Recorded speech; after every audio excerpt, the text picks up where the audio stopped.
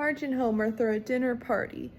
Homer gets drunk and humiliates himself by telling off total strangers, pulling a very juvenile and probably medically dangerous practical joke on Hibbert involving a fly in an ice cube, dancing while wearing a lampshade as a hat, making inappropriate remarks in front of Bart, ogling Maud Flanders' deep clavage, and generally making a fool of himself.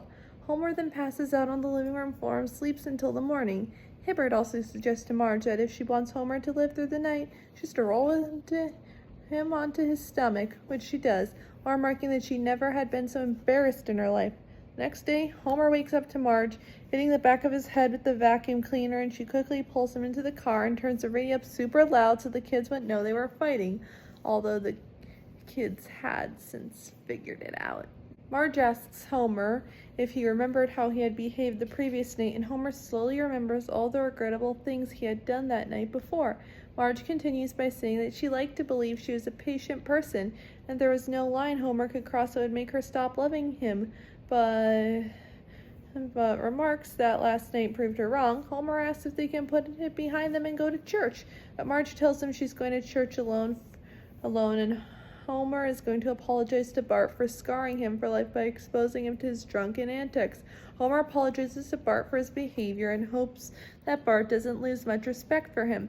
Bart slyly tells Homer that he'd never had respect for him in the first place, which angers him. At church, Marge enrolls the two of them in a weekend retreat of marriage counseling hosted by Reverend Lovejoy and Helen Lovejoy. Marge declares they'll be there, ignoring Homer's pleas. When Marge hires a babysitter for the weekend, the sitter takes one look at Bart and runs off screaming, as she had been emotionally scarred by watching Bart when he was a baby and tried to run over her with Homer's car. While Homer is secretly thrilled, as it cannot go longer at first, Marge ends up recruiting Grandpa as a last-minute replacement to babysit for the weekend. Homer finds out that the retreat will be held at Catfish Lake and plans to spend some time fishing, even though Marge tells him that the weekend will be spent resolving their differences and there won't be any time for fishing. Even so, Homer sneaks his fishing gear in beside their luggage. Before they leave, Marge gives Grandpa a list of numbers in case of an emergency and secretly gives Lisa a number to call if Grandpa falls in the bathtub. Abe hears this and tells Marge that everything will be fine. On the way to the retreat, Homer learns the legend of the legendary catfish, General Sherman, and vows to catch the elusive fish.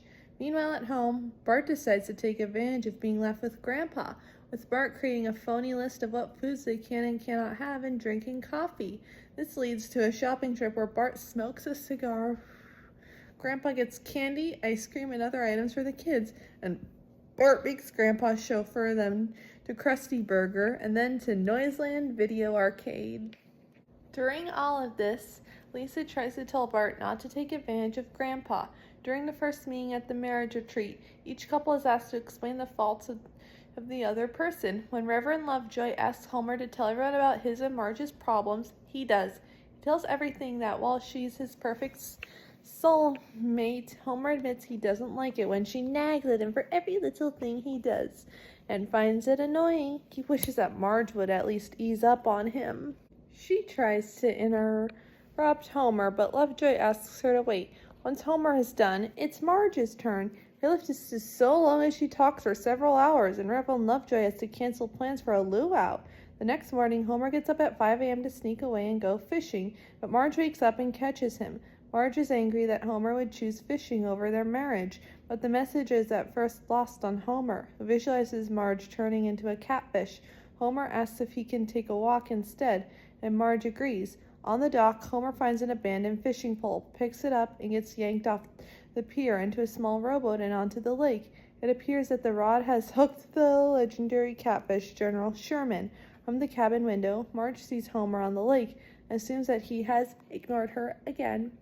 Back at home, Bart and Lisa throw a party that ends with the house in a total mess, with Grandpa being unable to stop the party, and if anything was tricked by Nelson into making a fool of himself when Nelson baited him into removing his own belt, presumably to beat him with, only for his pants to fall down due to the belt's absence. Watching Grandpa sob and fearing that he will get in trouble, Bart starts to feel remorse for taking advantage of Grandpa. which Lisa warned him about, and they frantically work to clean the house up before Homer and Marge return. However, unbeknownst to them, Grandpa secretly chuckles while they clean. Marge attends the marriage workshops alone while Homer is still attempting to catch a fish. Finally, he wrestles it into the boat, and after it stops moving, he returns to the dock, triumphantly singing, "I am the champion." He finds Marge waiting for him, and she tells him their marriage is in trouble since he values a fish more than her. He tries to insist the fish represents a better marriage for them, but Marge states the only thing that fish represents is how selfish he is.